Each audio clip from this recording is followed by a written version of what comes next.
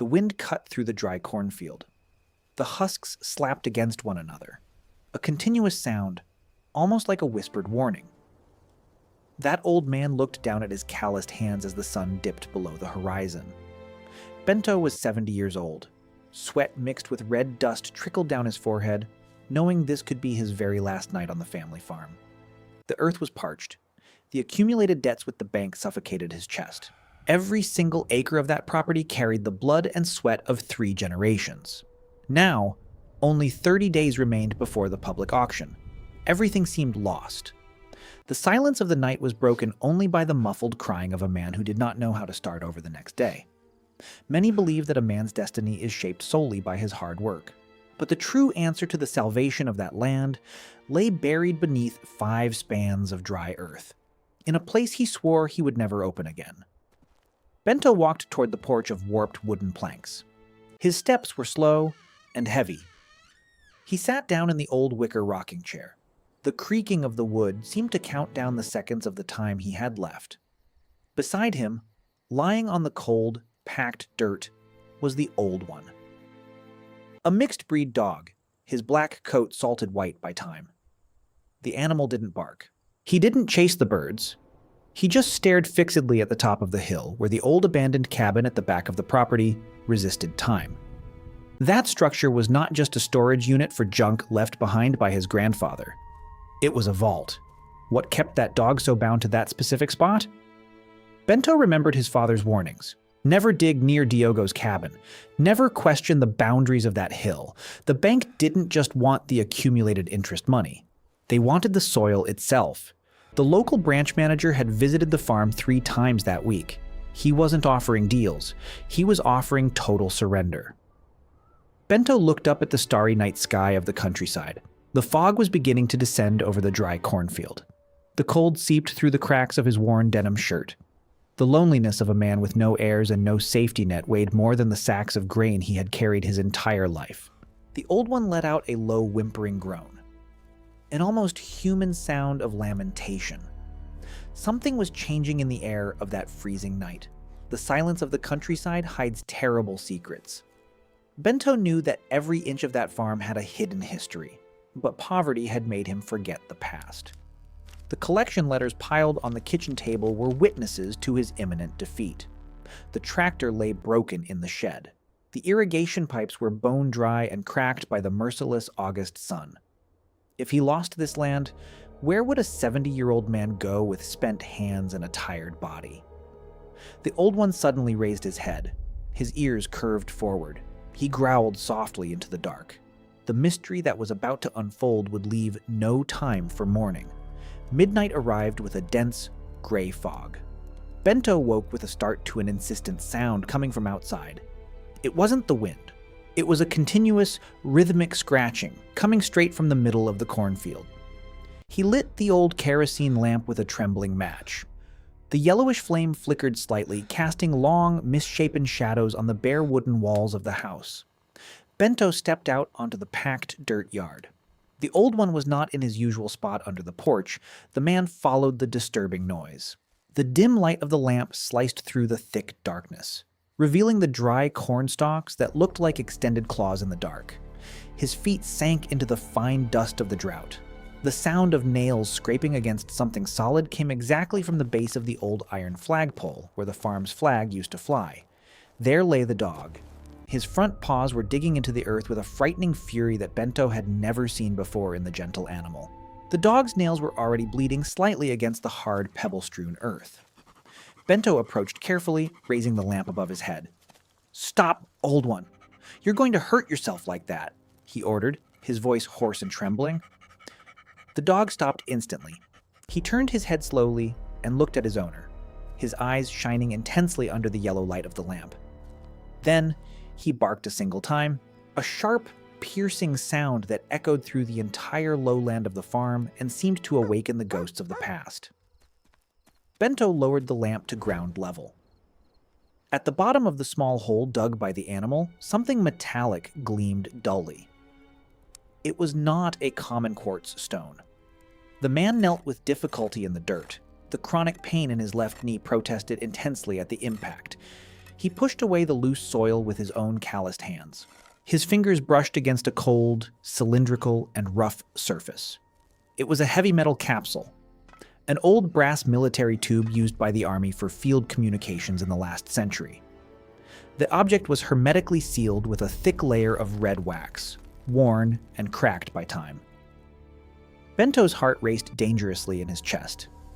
His hands shook visibly as he held the heavy, cold tube. The old one sat beside him in the dust, panting heavily, tongue out, his eyes locked onto the object. He seemed to have fulfilled an ancestral mission of guardianship. Bento tried to twist the brass cap right there in the darkness.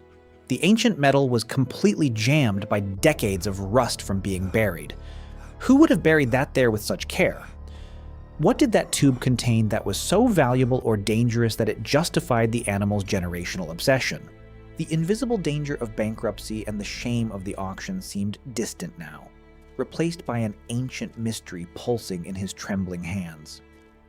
Bento knew that opening this would change everything forever, but he could not imagine the sheer depth of the abyss of secrets he was about to uncover in the heart of his own property.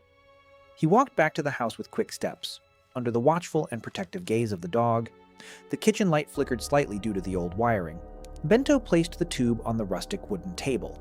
The red wax sealing the cap bore a symbol almost erased by time, an old coat of arms that he could not immediately recognize. Could it be related to the revolution? Was it a family secret his father had taken to the grave? He grabbed a kitchen knife and began to scrape away the hard wax. The sound of the blade against the metal was the only noise in the silent house. The old one lay down near the entrance door, eyes wide open, guarding the outside as if fearing someone would come to claim the object. The night felt eternal. Bento forced the cap with all the strength left in his tired arms. The brass groaned, releasing a greenish powder of verdigris. He knew time was running against him. If that capsule contained nothing but worthless old papers, he would be doomed to sign away the farm in the coming weeks. But the animal's behavior did not lie. There was something deeply wrong and profoundly valuable hidden beneath the roots of that dry cornfield. Bento delivered one last firm strike to the edge of the tube. The cap began to yield millimeter by millimeter. The secret was about to surface in the loneliness of that abandoned kitchen. The next morning brought a gray, cold, and lifeless light that could barely warm the house. Bento spent the first hours of the day at the wooden workbench of his mechanical workshop in the back of the shed. Using penetrating oil and an industrial screwdriver to force the brass tube's cap, he worked without pause. When the metal finally gave way with a sharp, dry snap that echoed through the empty shed, a strong odor of musty paper, dampness, and old gunpowder flooded the confined air. From inside the tube, with extreme care not to tear the parched material, he pulled out a map drawn by hand on yellowed paper and a small diary with a faded, worn cowhide cover. The diary originally belonged to Diogo, his paternal grandfather. The handwriting was ornate, firm, and written with a thick-stroked black fountain pen. Bento began to read the accounts, his eyes narrowing from the lack of light. The words revealed a hidden military history that the family itself had tried to erase from local memory out of pure fear of government retaliation. The farm had not been bought with ordinary harvest money. In 1932, during the Constitutionalist Revolution, the isolated property had served as a strategic refuge and secret supply point for retreating troops. Bento turned to the leather pages with an almost religious care. The paper was so fragile it felt as though it would crumble into flakes at the slightest rough touch. The handwritten text detailed a lost cargo of high strategic value, a large crate of confidential supplies from the provisional government that never reached its official destination due to the siege by federal troops. His grandfather had written on the very last page in his own hand, "The gold of the coalition is safe, where the eye of the earth does not blink. The watchdog knows the exact path to salvation, but the earth demands eternal silence from whoever finds it." Bento furrowed his brow in confusion. It sounded like the madness of an old man or a romantic legend from wartime. But the obsessive behavior of the old one, the farm's current dog, suggested something very different and frighteningly real. The animals of that specific lineage were always born and died within the boundaries of the farm. The old one was a direct great-great-grandson of Diogo's first guard dog. Could it be biologically possible that the instinct to track that exact excavation point had been passed down from generation to generation like a silent genetic command? To seek concrete historical and legal answers to this madness, Bento tucked the documents into his jacket, grabbed his loud, aging pickup truck, and drove to the real estate registry office in the neighboring town.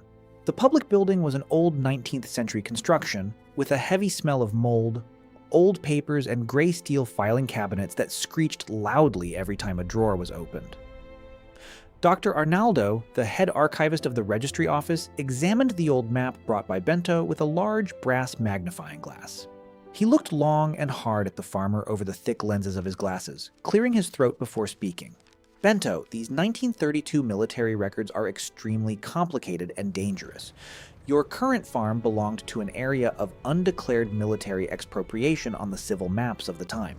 If your grandfather found anything of value during that time of chaos, legally under current laws, it was never his property. But there is a marginal note here in this official registry book that catches my attention. A complete inventory of confiscated goods that mysteriously vanished from the Central Archive on the exact day the Peace and Amnesty Treaty was signed by the remaining forces. Bento swallowed hard, his mouth feeling as dry as the cornfield. The lead was real. The mystery was no simple legend to scare children on cold nights. It was a state secret buried in the backyard of his own home. The imminent danger of losing the farm to the bank auction now mingled with the paralyzing fear of unearthing what should have been forgotten forever in the mists of history. Bento thanked the archivist with a nod and left the office. The old farmer's mind was working at high speed. Dr. Arnaldo had confirmed that the area had been targeted since the end of the revolution. There were powerful forces moving pieces on the chessboard of that small town. He got into the truck and slammed the door hard. The diesel engine coughed before starting. On the way back to the farm, he noticed a black car with dark windows parked at the exit of the town. The vehicle began to follow him at a distance along the dirt road. The danger was no longer a theoretical assumption. The mystery was drawing the attention of people who preferred to keep the past locked away under lock and key. He accelerated the old vehicle, kicking up a curtain of dust to throw off his pursuers. He needed to reach the farm before it was too late. Bento returned to the farm when the sun had completely hidden behind the dark mountains, leaving the property in twilight. The old one was anxiously waiting for him at the entrance of the hill trail near Diogo's abandoned cabin. The man climbed down from the truck, his muscles locked up, firmly holding a sharp spade and a forged iron pickaxe. He methodically followed the geometric markings on his grandfather's map, which he had brought in his pocket. The coordinates of the drawing intersected exactly with the soapstone structural foundation of the old wooden cabin. The dog began to whine softly, a sharp sound of nervous anticipation that made the hairs on the farmer's neck stand up. Bento stepped into the ruined cabin. The collapsed roof in several places revealed the first stars of the cold night. The floor consisted of thick planks of genuine IP wood, darkened by time, mold, and the accumulated grime of decades of neglect. He began to break the floor with violent blows of the pickaxe.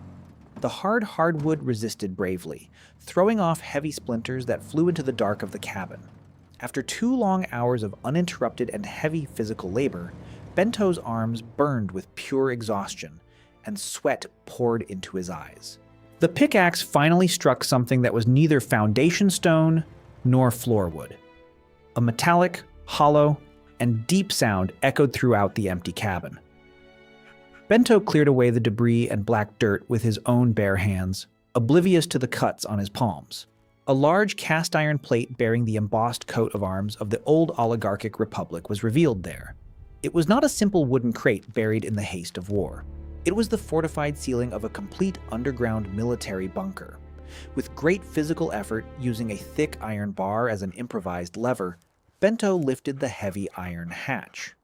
A gust of confined, icy air smelling of chemical decay hit his wrinkled face directly. He descended the narrow soapstone steps with the kerosene lamp in his right hand. The old one followed him step by step without hesitating for a single second. Down there, in the enclosed space, the light from the lamp revealed what Bento was absolutely certain would be the financial treasure in coins or gold bars to save his life from imminent bankruptcy. But what he saw in that basement froze his blood immediately. There were no shiny gold bars or crown jewels. There were only completely empty ammunition crates, rotted by dampness. In the exact center of the concrete room sat a steel desk holding dozens of folders of official documents, stamped and dated from only 30 years ago. Bento approached the desk with trembling legs and began to flip through the pages of letterhead from the very same private bank that was enforcing his current unpayable debt. The grand revelation hit the old farmer like a violent punch to the stomach. The private bank was not trying to seize his farm because of recent agricultural failures or harvest debts. The current bank was directly owned by the direct descendants of the federal general who had lost the strategic military cargo in that same area in 1932. They knew perfectly well about the secret of the bunker through wartime diaries from the opposing faction. The fictitious rural debts and recurring abusive interest rates were deliberately engineered by the bank's board over the last 3 decades to legally force Bento's family to abandon the land through bankruptcy, without the financial institution needing to conduct public excavations that would draw the federal government's attention to the bunker. Bento's financial ruin was not bad luck or incompetence in the fields. It was a macabre plan of family vengeance and historical greed, executed in absolute corporate silence for more than 30 years. Bento felt tears of rage stream down his sun-furrowed cheeks. He gripped the papers so tightly that the corners tore. The bank had set contractual traps in every loan his father and he had signed. They controlled the price of supplies at the local cooperative. They bribed the agricultural experts who evaluated the land's productivity. It all made sense now. The crop failure 5 years ago, which had started the snowball of debt, had been caused by a batch of adulterated seeds that the bank branch had forced him to buy as collateral for the loan. They wanted to suffocate him until he handed over the keys to the farm of his own free will. The old one approached the iron desk and placed his front paw on one of the smaller dark blue folders. There was one more secret kept in that concrete room. A legal detail that the bank's senior lawyers hoped Bento would die without ever discovering. The truth lay exposed on those yellowed archive sheets.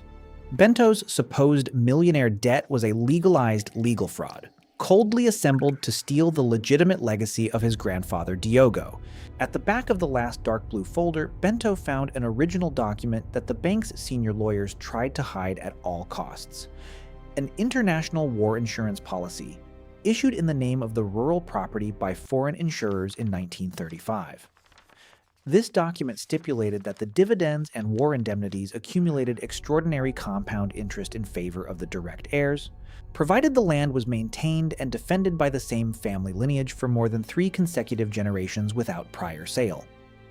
The financial value of that updated historic policy not only easily paid off the bank's fraudulent debt, but made the historic farm completely self-sufficient and wealthy for the next 100 years of history. The bank's board of directors knew this perfectly well. They needed to tear Bento away from there before the policy's 60-year statute of limitations expired completely. And that legal deadline expired exactly the next day, at 5 o'clock in the afternoon. Bento climbed the stone steps of the bunker, his spine straighter than it had been in the last 20 years. The morning sun began to rise on the countryside horizon, painting the once gray sky a vivid, intense gold and pink. The strong wind blowing through the cornfield now sounded like an epic song of ancestral victory, no longer a whisper warning of ruin. He looked with deep gratitude at the old one. The dog lay down calmly on the planks of the main house's porch, closing his tired eyes for a well-deserved and final rest. The guard mission of his biological lineage was finally fulfilled after nearly a century of silent vigil. The next day, at the final hour of the deadline, Bento walked into the courtroom of the local district accompanied by a federal prosecutor whom he had summoned that very night with the undeniable evidence extracted from the underground bunker. The bank's legal representatives, upon seeing the original historical documents and the signed war policy, turned pale and immediately withdrew all collection lawsuits. The judicial execution of the debt was annulled by the judge on duty with irrevocable status. The historic farm was definitively saved and free from any corporate threat. You who are watching this emotional journey to the end here on the channel, look closely at your own daily battles in your personal or professional life. Sometimes, the crushing weight you carry today on your shoulders, the financial or emotional crisis that seems completely unfair, cruel, and without any apparent way out, is by no means a sign that you have failed as a human being or that you have been abandoned in the desert. It may just be the invisible reflection of hidden forces or past trials that you do not yet fully understand. trying in every way to make you give up and abandon what is yours by sacred right of inheritance.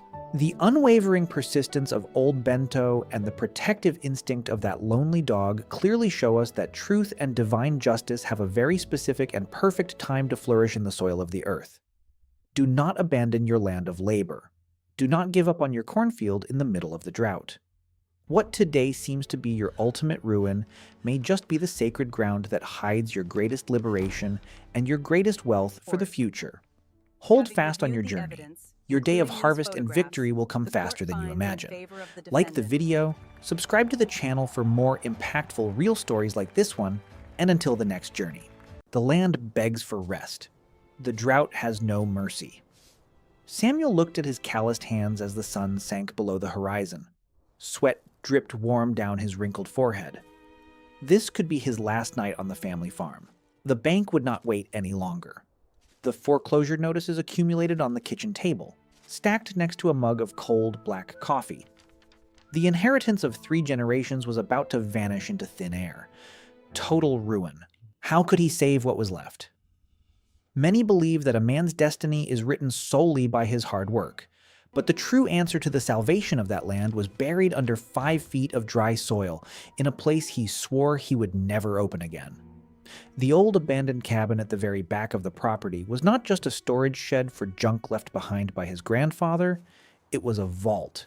The wind hissed through the cracks of the rotting wooden planks, bringing a heavy smell of dust and ancient secrets. Samuel walked toward it. His steps were heavy on the hard-packed earth. He carried an old iron flashlight that flickered with every movement. The thick rust on the padlock showed the brutal weight of time. No one had stepped inside that place for more than 40 years. Why break the promise now? The lean cattle lowed in the distance. The sound was mournful, almost a plea for help. The farm was dying, and Samuel knew it in his bones. He forced the iron latch with a heavy metal crowbar. The sharp snap echoed through the dark night like a rifle shot. The door yielded with a painful, agonizing groan of old timber resisting the invasion. Inside, the darkness was dense, almost palpable. Cobwebs floated in the stale, thin air. What did the old farmers really hide in that complete isolation? Samuel took a step forward, his boots crunching on the debris. The air inside felt different, colder than the summer night outside. It smelled of old grease, zinc, and decaying paper. For years, his father had forbidden him from approaching this perimeter. "Some things are meant to stay in the dark, Sam," he used to say, his voice grave, but his father was gone. And the bank executives were coming in less than 72 hours.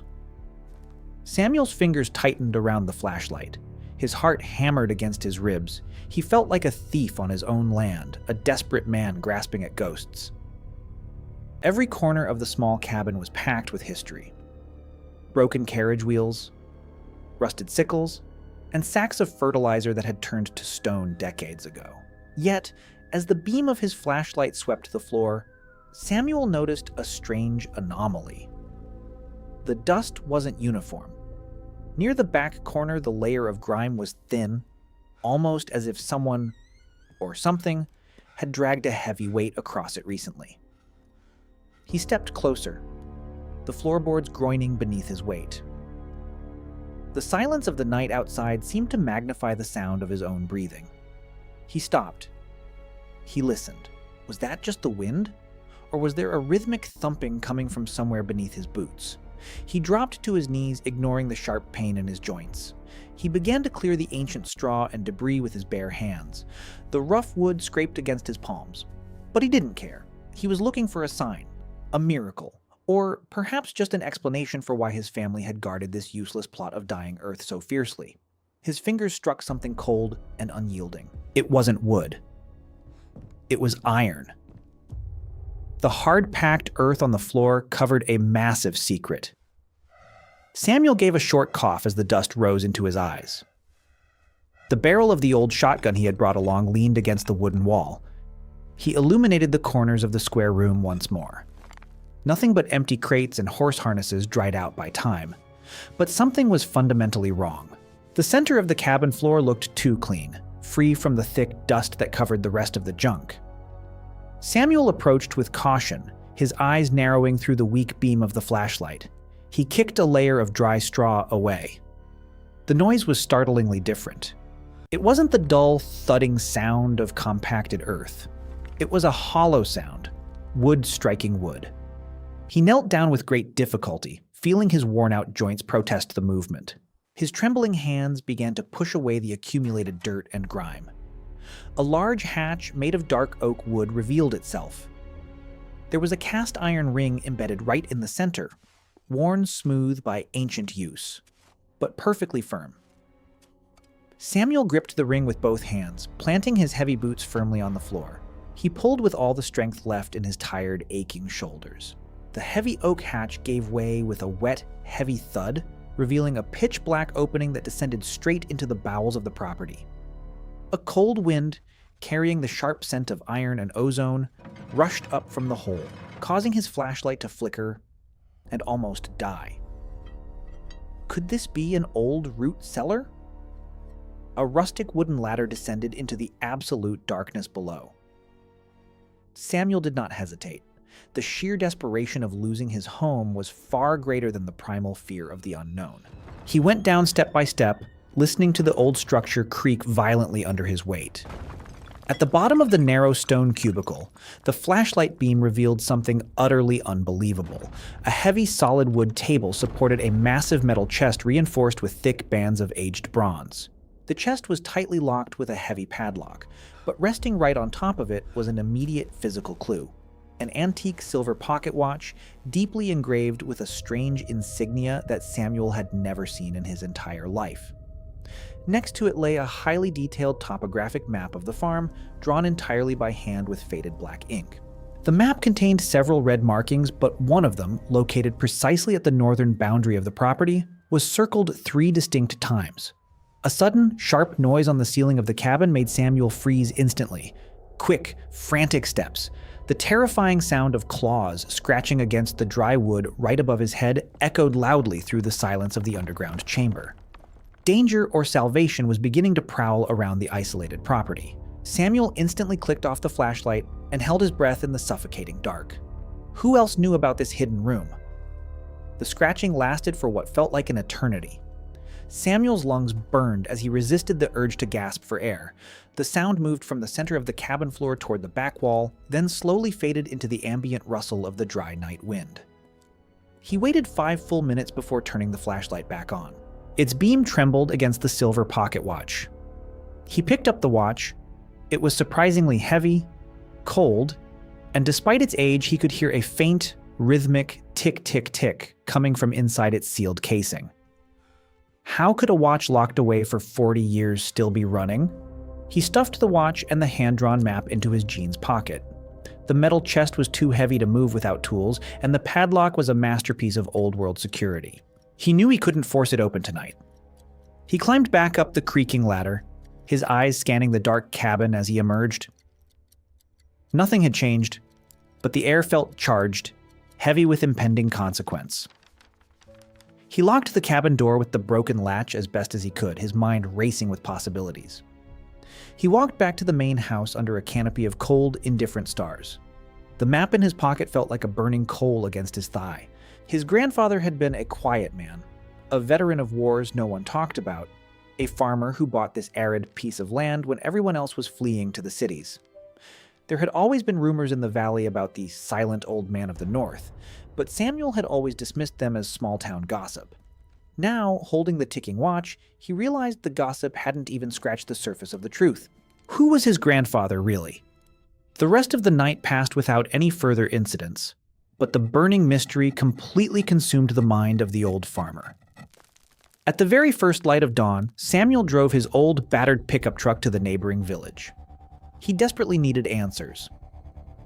The town's registry office was a decrepit, crumbling brick building that smelled heavily of moldy paper, stale coffee, and ancient bureaucracy. A young female clerk with thick glasses attended to him with clear disdain, but Samuel's fierce, quiet insistence finally forced her to go back into the archives to search for land deeds from the previous century. Clara pulled a massive, heavy ledger bound in black leather from the highest shelves. The pages inside were incredibly yellowed, almost translucent with age. Samuel watched in complete silence as she carefully flipped through the official records from the year 1940. There it was. The name of his grandfather, from whom Samuel had inherited the entire property, was surprisingly not the first name listed on the official deed. Before him, the vast land had belonged to a mysterious foreign mining consortium that had vanished without a trace from the region right after the outbreak of World War II.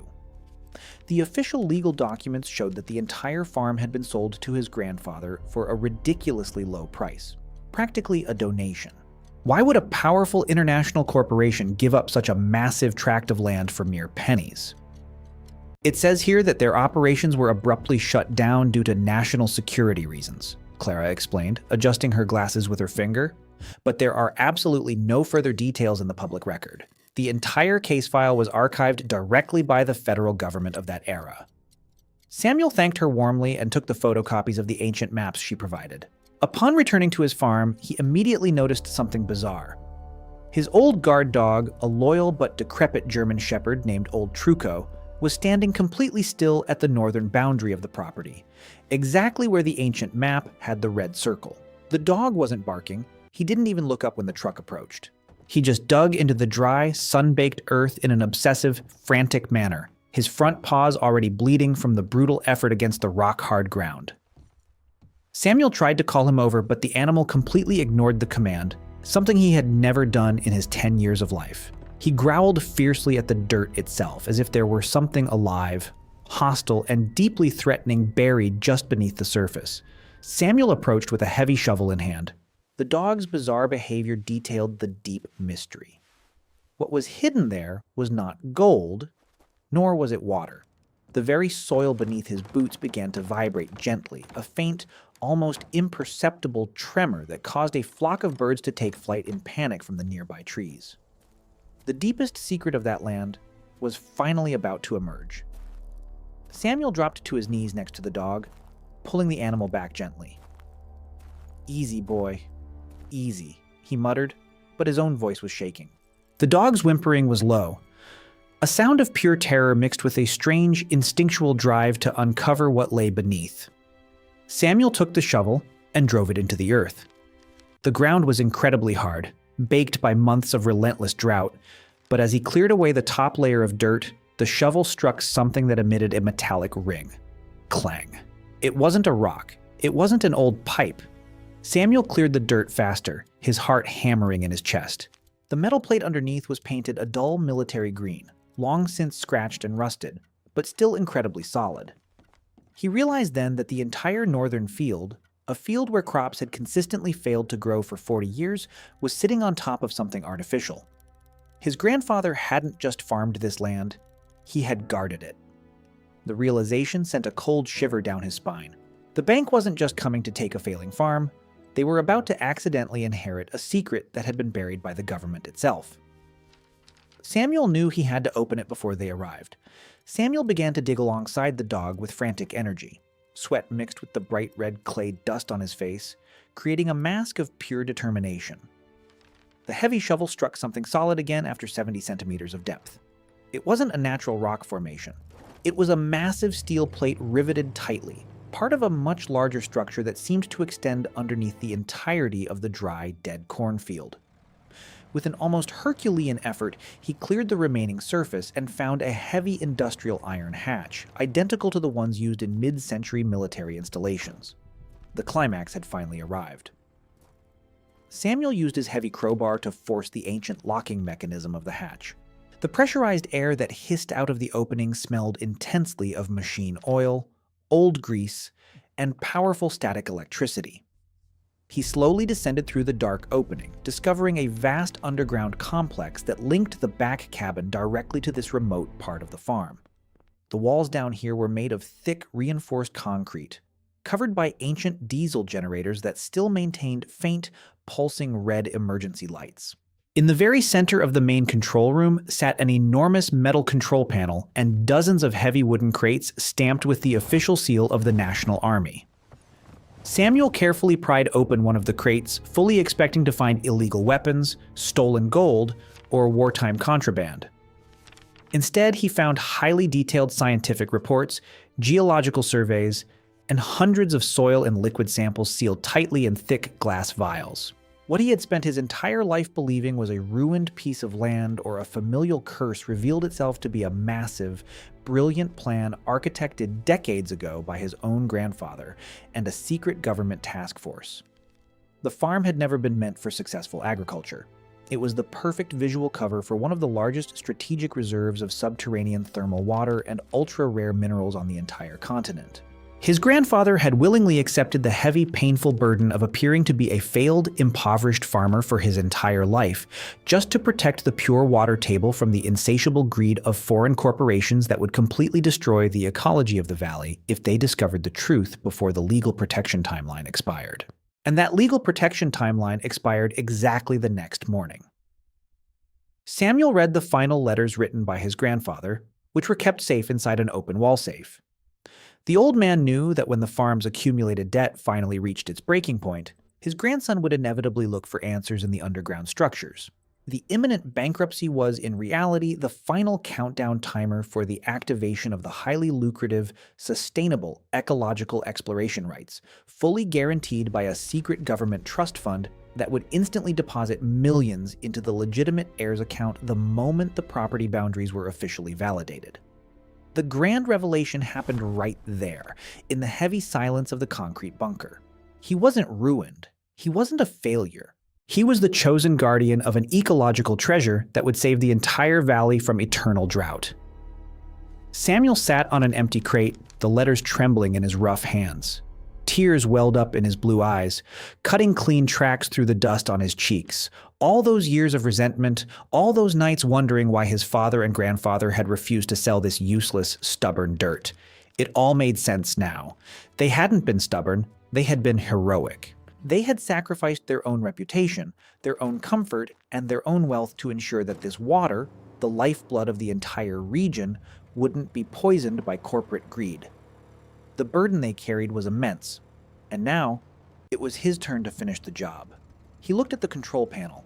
A small green light began to blink steadily next to a digital clock that was counting down the hours until dawn. The exact moment the clock struck 6 a.m., the trust fund would activate, and the legal notices in his pocket would become nothing more than waste paper. But he had to survive the night. He remembered the scratches on the cabin roof, the strange steps in the dark. The corporate spies who had been circling the property for weeks under the guise of bank assessors weren't looking for mortgage payments. They were looking for this hatch. They knew the timeline was expiring, and they wanted to claim the land before the trust could activate. Samuel stood up, his posture straightening. The old farmer was gone. The guardian had awakened. He climbed back up to the surface, the dog waiting for him with ears perked. The night was still, but Samuel could see the faint headlights of an unmarked vehicle parking down by the main highway. They were coming. He walked back to the house, not with the heavy step of a defeated man, but with the measured stride of a soldier. He loaded his grandfather's old shotgun, cleaned his glasses, and sat on the porch, waiting for the dawn.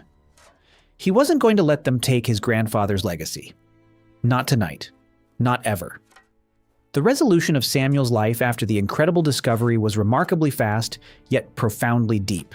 The high-level attorneys representing the secret government trust fund arrived at the property the very next morning, fully validating the ancient documents and completely paying off every single cent of debt with the bank before the noon sun could even reach its peak.